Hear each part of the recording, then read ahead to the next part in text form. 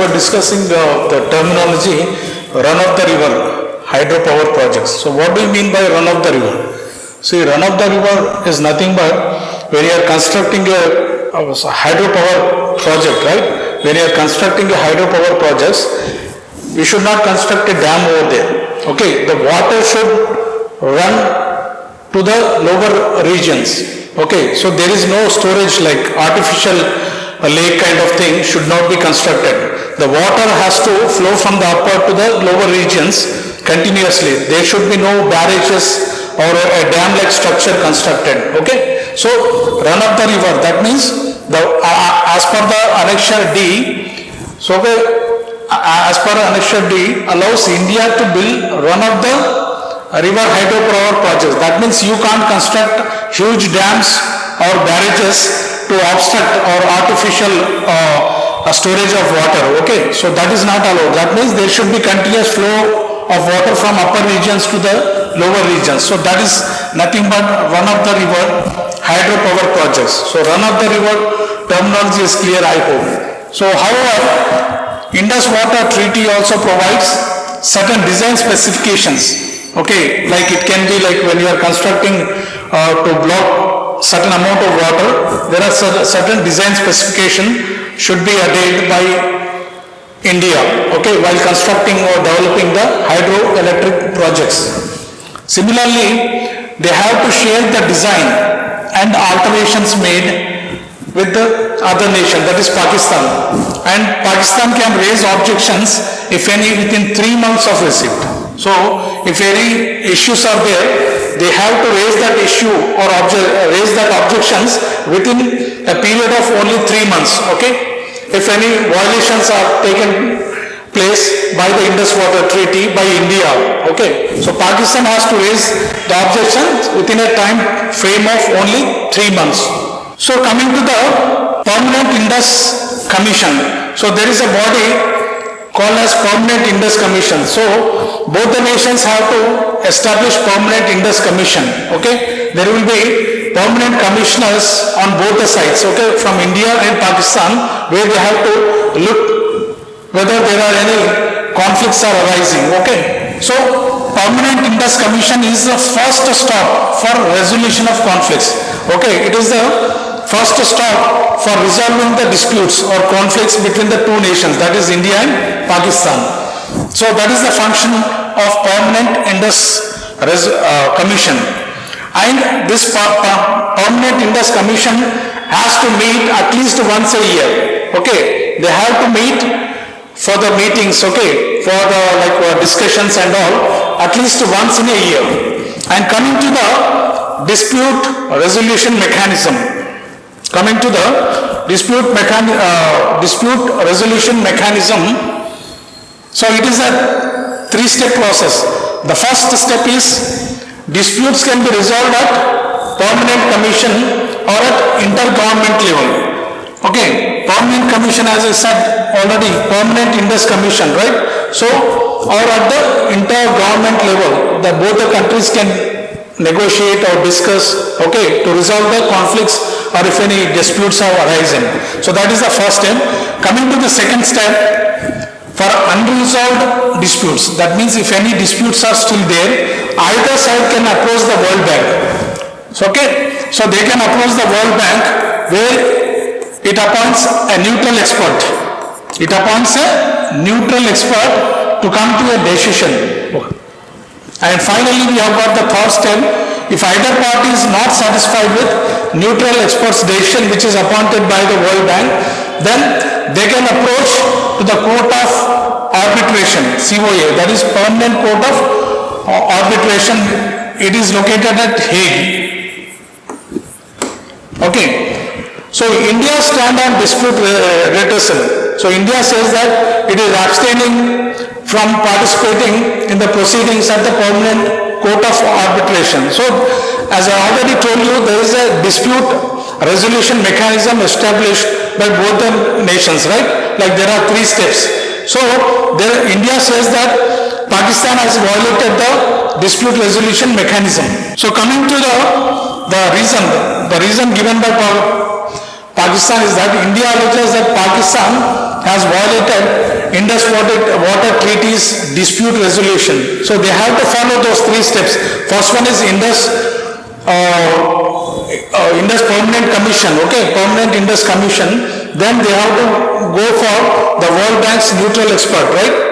Then finally they have to go to Court of Arbitration. So Pakistan, what it has done is, it has directly went to the Court of Arbitration, which is violating the IWTs, that is Indus Water Treaty's dispute resolution mechanism. So India says that such parallel considerations on the same issues were not covered under any provisions of the IWT. So in the month of July 2023, in the month of July 2023, the Permanent Court of Arbitration has rejected India's objections and confirmed its competence to resolve the dispute.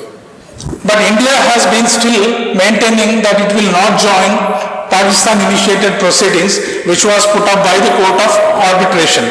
Okay, because it says that India says that already the Indus Water Treaty is examined by the neutral expert under the framework of the Indus Water Treaty. So, coming to discuss whether Indus Water Treaty is a successful or is it a failure. So here, we can say that Indus Water Treaty is a success. How? In the manner or like when we consider the diplomatic success. A rare example of successful transboundary water cooperation despite conflicts. Yeah, there are certain conflicts, but even though the Indus Water Treaty is running successfully, okay, because Indus River is a transboundary water sharing or cooperation between the 2 nations. And India's concession, India grants almost 80% of water to Pakistan, shows that India is cooperative upper riparian state. So what do you mean by upper riparian state? Upper riparian state is nothing but the water like at the higher regions or at the initial stages, the water is shared by the India. So that is called upper riparian state. And we have got the lower riparian state, that is nothing but Pakistan at a lower region or area. And coming to the reasons behind India's demand for treaty modifications. So there are various reasons. So why India is asking for, because the Indus Water Treaty was established or formed in the year 1960, right? So it was long ago. So there have been a lot of changes. So in the Indus Water Treaty itself, there is an agreement saying that there should be some modifications or updations, okay, as per the need. So we'll discuss one by one. So coming to the demographic changes and environmental pressures, okay, there is rapid population growth and we have noticed a lot of climatic changes going on day by day. So this led to the intensified water needs, okay, because our country almost has got 145 crores of population, right? So in order to meet the needs of the people, okay, it can be domestic users or agricultural users, the water intensity, the usage of the water intensity has gone like extremely very high. So because of the demographic changes, that is population is intensified, okay, very rapidly. So because of this and environmental pressures are also there, the climatic changes are happening, okay. And coming to the clean energy needs, okay. So by establishing or constructing of the hydropower projects, so when you are constructing that, definitely you are harming the ecosystem, right? So you are damaging the earth, okay, the surface of the earth, which is leading to the climatic changes. So we need to go for the clean energy goals. Coming to the cross-border tensions. So ongoing terrorism in Jammu and Kashmir. Okay, so a lot of terrorist activities are going on, which is hampering the cooperation and it is impacting India's ability to utilize its river resources fully. And there are certain developmental projects. Okay, India's compliant run of the river, which we have discussed by constructing the hydropower projects. Okay, so here the issue is the Ratle hydroelectric power project. Okay, so here Pakistan is raising the objections because it is not, India is violating the run of the river hydroelectric projects. While constructing the HEP projects, India is violating the run of the river. That means it is constructing huge dams which is blocking. So artificial construction of the dam is blocking the waters instead of a healthy flow, okay, to the downstream. So that is one of the limitations, and Pakistan is objecting for this. So Ratle hydroelectric project is constructed in India, so where Pakistan is objecting that.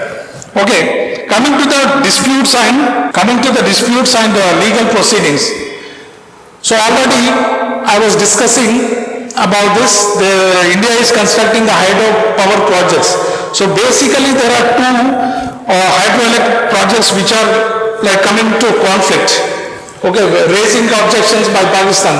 One is Kishan Ganga hydroelectric project.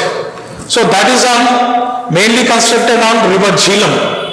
Okay, and as I already told you that Ratle hydroelectric project is constructed on the river Chenab. So these are the western flowing rivers of the Indus river basin where Pakistan is objecting